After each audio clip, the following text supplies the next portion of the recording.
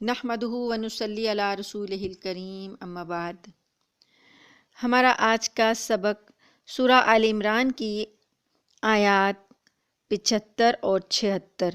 دو آیات پر مشتمل ہے۔ اعوذ باللہ من الشیطان الرجیم، بسم اللہ الرحمن الرحیم۔ وَمِنْ أَهْلِ الْكِتَابِ مَنْ إِنْ تَأْمَنْهُ بِقِنْطَارٍ يُؤَدِّهِ إِلَيْكَ وَمِنْهُمْ مَنْ إِنْ تَأْمَنْهُ بِدِينَارٍ لَا يُؤَدِّهِ إِلَيْكَ إِلَّا مَا دُمْتَ عَلَيْهِ قَائِمًا ذَلِكَ بِأَنَّهُمْ قَالُوا لَيْسَ عَلَيْنَا فِي الْأُمِّيِّينَ سَبِيلٌ وَيَقُولُونَ عَلَى اللَّهِ الْكَذِبَ وَهُمْ يَعْلَمُونَ۔ وَمِنْ أَهْلِ الْكِتَابِ، اور اہل کتاب میں سے، من جو، ان تأمنہ اگر تو امانت رکھے اس کو،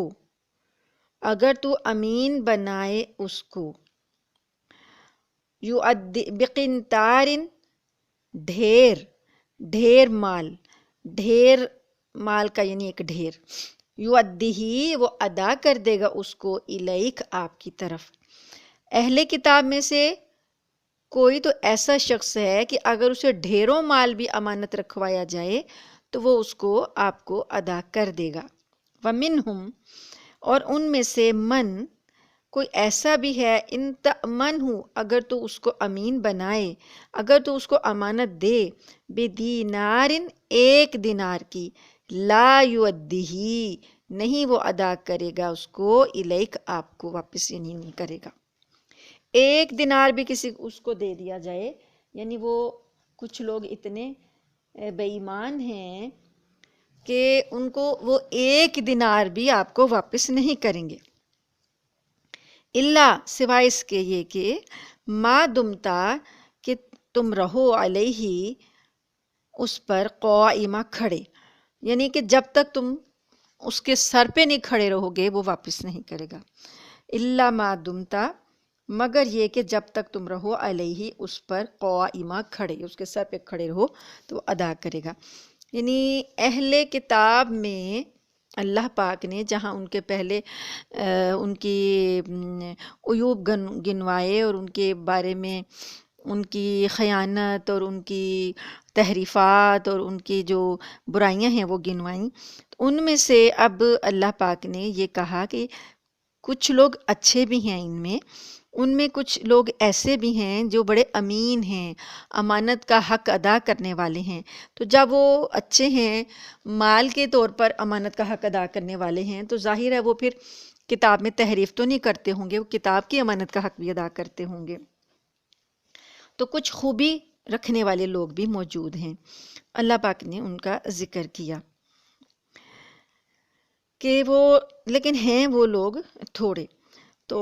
اللہ پاک نے ان کا کہا ہے کہ ایک طرف تو ایسے شخص بھی ہے کہ اس کو ڈھیر مال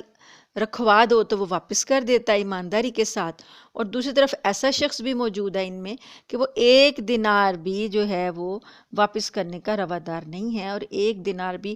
امانت رکھ دو تو وہ اس کو بھی واپس نہیں کرتا، مگر یہ کہ اس کے سر پر سوار ہو کر کھڑے ہو کر اس تقاضا کرتے رہو تو پھر شاید وہ ادا کر دے۔ تو اب یہ جو اچھے لوگ ہیں جن کے پاس اگر سونے کا ڈھیر بھی رکھ دیا جائے تو ان میں کہا جاتا ہے کہ جیسے کہ عبداللہ بن سلام یہودی عالم تھے، اور وہ پھر جب اسلام لائے اور ان کے ساتھی جو ان کے ساتھ اسلام لائے تو اللہ پاک نے ان کی تعریف کی ہے کہ یہ بہت ہی خوش معاملہ اور امین لوگ ہیں، یہ یہودیت سے بیزار ہو کر اسلام کے حلقے میں داخل ہو گئے ہیں، عبداللہ بن سلام وغیرہ رضی اللہ عنہم۔ تو حضرت ابن عباس سے منقول ہے کہ یہاں اہل کتاب میں سے امانت کی جن کے بارے میں مدح کی گئی ہے، اس سے مراد عبداللہ بن سلام ہی رضی اللہ تعالیٰ عنہ ہیں۔ تو یہ اسلام سے پہلے علماء یہود میں سے تھے۔ تو کسی شخص نے ان کے پاس 1200 اوقیہ سونا امانت رکھا، 1200 اوقیہ، جو طلب کرنے پر انہوں نے بعین ہی امانت ادا کر دی۔ اور آیت میں بعض دوسرے جو دغا باز یہودی کا ذکر ہے کہ 1 دینار بھی وہ واپس نہیں کرتے، تو اس سے مراد بھی ایک یہودی ہے کہ اس کا جو تھا کہ کسی قریشی نے اس کے پاس 1 دینار امانت رکھا تو اس نے اس میں بھی خیانت کی تھی۔ تو دینار جو ہے وہ کیا ہے کہ رومی حکومت کا ایک طلائی سکہ تھا، عرب میں بھی مستعمل تھا اور آج بھی بعض ممالک میں چل رہا ہے۔ تو اردو میں اس کا اگر مفہوم کریں تو اشرفی سے ادا ہو سکتا ہے۔ انجیل میں بھی اس کا ذکر کئی بار آیا ہے۔ تو یہ ایک رومی سکہ تھا جو کہ اس وقت مستعمل تھا۔ تو اللہ تعالیٰ مومنوں کو یہودیوں کی خیانت پر تنبیہ کرتے ہیں کہ ان کے دھوکے میں نہ آ جائیں۔ ان میں بعض تو امانت دار ہیں اور بعض بڑے خائن ہیں۔ بعض تو ایسے ہیں کہ خزانے کا خزانہ ان کی امانت میں موجود ہو تو جوں کا توں حوالے کر دیتے ہیں، تو پھر وہ چھوٹی موٹی چیزوں میں بددیانتی تو نہیں کریں گے۔ تو اس کے جو ہے ابن ابی حاتم میں حضرت مالک بن دینار رحمہ اللہ کا قول مروی ہے کہ دینار کو اس لیے دینار کہتے ہیں کہ یہ اس کا جو پہلا لفظ ہے دین یعنی جو ہے وہ ایمان ہے، اور نار یعنی آگ ہے۔ تو مطلب یہ کہ اگر اس کو کوئی دیندار استعمال کرے گا تو دین ہے، اور اگر کوئی دھوکہ دہی کے لیے استعمال کرے گا تو یہ آگ ہے۔ تو حق کے ساتھ لو تو دین ہے، اور نہ حق لو تو آتش دوزخ ہے۔ اس موقع پر ایک اور حدیث جو صحیح بخاری شریف میں کئی جگہ ہے اور کتاب الکفالہ میں پوری یہ حدیث ہے کہ اس میں ذکر کیا گیا بنی اسرائیل کے ایک ایماندار شخص کا۔ تو اس موقع پر یہ حدیث بھی سن لیجئے کہ رسول اللہ صلی اللہ علیہ وآلہ وسلم نے فرمایا، بنی اسرائیل میں ایک شخص تھا جس نے کسی اور شخص سے 1000 دینار قرض مانگے۔ یعنی یہ واقعہ صحیح بخاری میں پورا کا پورا موجود ہے۔ بنی اسرائیل کے 2 افراد ہیں، ان کے معاملے کا قصہ ہے۔ تو ایک شخص جس نے 1000 دینار قرض مانگا، تو قرض جو جس نے قرض دیا تھا اس نے کہا کہ کوئی گواہ لاؤ، تو اس نے کہا کہ اللہ کی گواہی کافی ہے۔ جو قرض لے رہا تھا نا، اس نے کہا کہ اللہ کی گواہی کافی ہے۔ قرض دینے والے نے کہا کہ پھر کوئی ضامن لے آؤ کہ کوئی ضمانت دے دے تمہاری۔ اس نے کہا کہ ضمانت بھی اللہ ہی کی دیتا ہوں۔ تو وہ اس پر راضی ہو گیا اور ایک مقرر کیا وقت کہ فلاں وقت تک میں یہ ادا کر دوں گا۔ ادائیگی کا وقت مقرر کر کے اس نے رقم دے دی۔ وہ پھر اپنے دریائی سفر میں نکل گیا۔ جب وہ کام کاج سے واپس آیا تو جس نے قرض لیا تھا، مقروض جو شخص تھا، وہ جب اپنے کام سے چلا گیا پھر واپس آیا تو اب دریا کے کنارے پہنچ گیا جہاں پر اس نے قرض لیا تھا تو معاملہ ادا کرنے کے لیے، تو کسی جہاز کا انتظار کرنے لگا کہ کوئی سواری مل جائے تو جا کر وہ اس کا قرض ادا کرے۔ لیکن کیا ہوا کہ سواری نہ ملی۔ انتظار کرتے کرتے وقت مقررہ جو تھا وہ قریب تھا، تو اس نے کیا کہ وہاں اس نے ایک لکڑی لی دریا کے کنارے اور اسے بیچ میں سے کھوکھلا کیا اور اس میں وہ 1000 دینار رکھ دیے اور ایک خط بھی اس کے نام لکھ دیا، آدمی کے نام، کہ میں یہاں پر آیا ہوں لیکن سواری اور نہیں ملی تو اس لیے میں آپ تک نہیں پہنچ سکا۔ بہرحال اس نے اللہ کے ضمانت پر دیا تھا نا،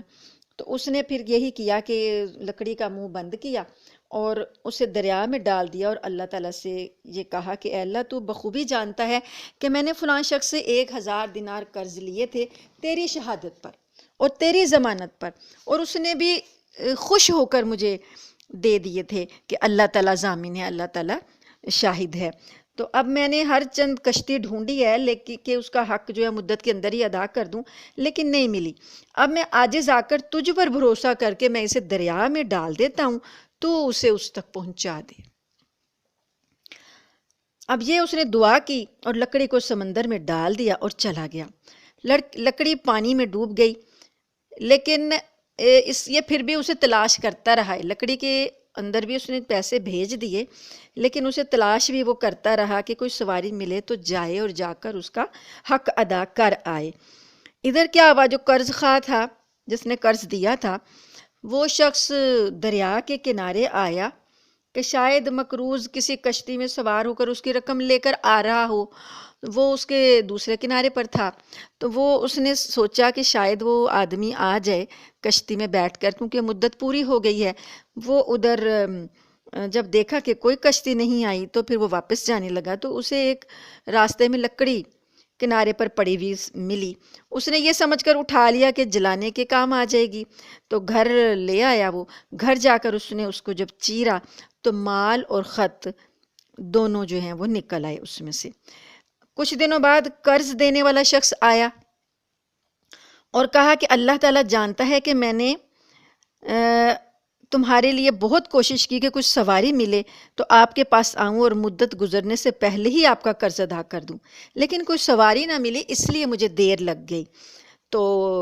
پہلے شخص نے کہا کہ تو نے جو رقم بھیجی تھی وہ اللہ نے مجھے پہنچا دی ہے، تو اب اپنی یہ رقم واپس لے جا اور راضی خوشی لوٹ جا۔ تو یہ حدیث بخاری شریف میں ہے کہ اس طرح کے ایماندار لوگ بھی بنی اسرائیل میں موجود تھے۔ جب انہوں نے اللہ کو ضامن بنایا تو اللہ نے بھی ان کی امانت کو اس وقت تک پہنچا دیا۔ تو اللہ تعالیٰ فرماتے ہیں کہ یہ جو لوگ ہیں، جو بے دین لوگ ہیں، وَمِنْهُمْ مَنْ إِنْ تَأْمَنْهُ بِدِينَارٍ، ان میں سے کچھ ایسے ہیں کہ جو ایک دینار بھی ادا نہیں کریں گے اگر ان پر امانت رکھوائی جائے، إِلَّا مَا دُمْتَ عَلَيْهِ قَائِمًا، مگر یہ کہ آپ ان کے سر پر کھڑے رہیں۔ ذَلِكَ بِأَنَّهُمْ، یہ اس وجہ سے ہے، یعنی یہ کیا ہے، یہ اس طرح کیوں کریں گے، کیوں کرتے ہیں، یہ اس وجہ سے ہے، قالوا کہتے ہیں، لیس علینا، نہیں ہے ہم پر، فی الامیین، امیوں کے بارے میں، ان پڑھوں کے بارے میں، سبیل، کوئی راہ۔ یعنی یہ جو ہمارے دین کے علاوہ لوگ ہیں، امی لوگ ہیں، جن کے اوپر کے جو مذہب ہمارے سے الگ ہیں، تعلق نہیں رکھتے، ان پڑھ لوگ، جن کو یہ کہتے تھے نا، خود اپنے آپ کو عالم کہتے تھے یہود، اور جو دوسرے لوگ تھے جو ان کے دین میں نہیں تھے وہ ان کو ان پڑھ اور امی کہتے تھے۔ تو کہتے ہیں ان کے معاملے میں ہم پر کوئی گرفت نہیں ہے، ان کا مال ہم کھا لیں، ہم پر کوئی باز پرس نہیں ہوگی، ان کے ساتھ وعدہ خلافی کریں، کوئی مسئلہ نہیں، کیونکہ یہ ہمارے دین میں نہیں ہے۔ ہمارے اوپر صرف اپنے دین والوں کے ساتھ معاملہ کرنا لازم ہے، اپنے دین والوں کے ساتھ ہم عہد کی پابندی کریں گے اور امانت کا حق ادا کریں گے۔ جو ہمارے دین سے علاوہ لوگ ہیں، ہمارے اوپر کوئی پابندی نہیں ہے، کوئی ہمیں حکم نہیں دیا گیا کہ ہم دوسرے لوگوں کے ساتھ بھی وعدے کی پابندی کریں اور امانت کا حق ادا کریں۔ تو یہ ان کا غلط خیال تھا، وہ سمجھتے تھے کہ دوسرے لوگوں کا مال ہم پر حلال ہے، تو جس پر اللہ تعالیٰ فرماتا ہے کہ یہ غلط بات ہے، ان کو تو خود اس بات کا علم ہے ان کو، کیونکہ ان کی کتابوں میں بھی اللہ تعالیٰ فرما رہے ہیں نا کہ وَيَقُولُونَ عَلَى اللَّهِ الْكَذِبَ، یہ اللہ پر جھوٹ بولتے ہیں، وَهُمْ يَعْلَمُونَ، اور یہ جانتے ہیں، کیونکہ ان کی کتابوں میں بھی ناحق مال کو اللہ نے حرام قرار دیا ہے، لیکن یہ بے وقوف خود اپنی من مانی اور دل پسند باتیں گھڑ کے شریعت کا حصہ ان کو خود ہی بنا لیتے ہیں۔ حضرت ابن عباس رضی اللہ تعالیٰ عنہ سے لوگوں نے مسئلہ پوچھا کہ ذمی یا کافر کی مرغی یا بکری وغیرہ کبھی غزوے کی حالت میں ہمیں مل جاتی ہے تو ہم سمجھتے ہیں کہ اسے لینے میں کوئی حرج نہیں، تو آپ نے فرمایا ٹھیک یہی اہل کتاب بھی کہتے تھے کہ امیوں کا مال لینے میں کوئی حرج نہیں۔ سنو، جب وہ جزیہ ادا کر رہے ہیں تو ان کا کوئی مال تم پر حلال نہیں، ہاں وہ اپنی خوشی سے دے دیں تو اور بات ہے۔ یعنی کسی علاقے میں گئے، وہ لوگ جو تھے جزیہ ادا کرتے تھے، اسلامی سلطنت کا حصہ تھے، وہاں جزیہ لوگ ادا کر رہے ہیں، اسلامی حکومت کے ساتھ ان کی صلح ہے۔ اب وہاں پر کسی اور مقام پر جب جنگ ہوئی یا غزوہ ہوا تو وہاں پر اس علاقے سے کوئی ان کو مرغی یا بکری مل جائے تو اللہ پاک نے لوگوں نے مسئلہ پوچھا کہ یہ تو چونکہ کافر ہیں، ذمہ ہیں، تو ہم ان کا تو کھا سکتے ہیں، تو ابن عباس نے کہا کہ نہیں، اہل کتاب بھی یہی کچھ کرتے تھے، وہ تمہیں جزیہ دیتے ہیں، اب تم وہ نہیں کھا سکتے ان کی بغیر اجازت کے۔ تو سعید بن جبیر رحمہ اللہ فرماتے ہیں کہ جب اہل کتاب سے حضور صلی اللہ علیہ وآلہ وسلم نے یہ بات سنی کہ وہ کہتے کہ لیس علینا فی الامیین سبیل، ہمارے اوپر غیر جو کتابی لوگ ہیں، امی جو ہیں، ان پڑھ ہیں، ان کے بارے میں ہمارے اوپر کوئی معاملہ نہیں، تو آپ صلی اللہ علیہ وآلہ وسلم نے فرمایا کہ دشمنان خدا یہ جھوٹے ہیں، جاہلیت کی تمام رسمیں میرے قدموں تلے مٹ گئی ہیں، امانت تو ہر فاسق اور فاجر کی بھی ادا کرنی پڑے گی۔ تو اس معاملے میں ہمارے نبی صلی اللہ علیہ وآلہ وسلم کی مثال، بڑی واضح مثال، مشہور مثال ہمارے سامنے ہے کہ جب حضور صلی اللہ علیہ وآلہ وسلم کو قریش کے لوگوں نے، مکہ کے قریشیوں نے نعوذ باللہ قتل کرنے کا ارادہ کر لیا تھا 13 نبوی میں، تو آپ صلی اللہ علیہ وآلہ وسلم کو اللہ پاک نے ہجرت کا حکم دے دیا کہ آپ یہاں سے ہجرت فرما جائیں۔ تو اس وقت بھی آپ کے پاس، آپ کے گھر میں لوگوں کی امانتیں موجود تھیں، کافروں کی امانتیں موجود تھیں، لیکن آپ نے جب ہجرت کا ارادہ کیا تو آپ نے حضرت علی کے سپرد وہ امانتیں کیں، حضرت علی کو اپنے بستر پر لٹایا اور ان سے یہ کہا کہ تم ان امانتوں کو ان کے حقداروں کو دے کر بعد میں پھر مدینہ آ جانا۔ تو یہاں سے اندازہ لگائیں کہ حضور صلی اللہ علیہ وآلہ وسلم کو کس قدر خیال تھا کسی دوسرے کی امانت کے ادا کرنے کا۔ امانت خواہ کافر کی ہو، فاجر کی ہو، فاسق کی ہو، وہ امانت ہے، اس پہ کسی دوسرے کا حق نہیں ہے، اس کو غصب کرنے کا اختیار کسی کو نہیں ہے، خواہ وہ یہودی ہو، مجوسی ہو، کافر ہو، نصرانی ہو، کسی کی امانت میں خیانت جائز نہیں۔ یہی شریعت اسلامی کا مسئلہ ہے۔ تو اللہ تعالیٰ نے یہود کے اس دعوے اور خیال کی تکذیب کی، اور یہ اللہ پاک نے فرمایا کہ بلا، اگلی آیت ہے بلا من اوفا بعہدہ واتقا فإن اللہ یحب المتقین، بلا کیوں نہیں، من اوفا جس نے پورا کیا بعہدہ اپنے وعدے کو، واتقا اور ڈرا، فإن اللہ پس بے شک اللہ، یحب المتقین پسند کرتا ہے، دوست رکھتا ہے ایسے پرہیزگاروں کو، یعنی جو بھی امانت کا حق ادا کرے گا اللہ تعالیٰ کا وہ دوست ہے، اللہ تعالیٰ اس کو اپنا دوست رکھتے ہیں۔ تو اللہ پاک نے فرمایا کہ چاہے وہ اہل کتاب میں سے ہو، چاہے حضور صلی اللہ علیہ وسلم کے دین میں سے ہو، جو بھی اس کتاب ہدایت کے مطابق انبیاء کے تمام تعلیمات کی، جو انبیاء کی تمام گزشتہ انبیاء کی تعلیمات ہیں اس کے مطابق جو بھی عہد کی پابندی کرتا ہے، وہ ان کی امتوں پر بھی لازم تھا، اللہ کے حرام کردہ چیزوں سے اجتناب کرنا ان امتوں پر بھی لازم تھا اور ان شریعتوں پر بھی لازم تھا، اور آج محمد صلی اللہ علیہ وآلہ وسلم کی شریعت پر بھی اللہ کی حرام کردہ چیزیں حرام ہیں اور حلال کردہ چیزیں ہی حلال ہیں۔ تو یہ جو لوگ اس کی پیروی کریں گے وہی متقی ہیں، اور یہ متقی اللہ تعالیٰ کے دوست ہیں۔ اللہ تعالیٰ سے دعا ہے کہ اللہ تعالیٰ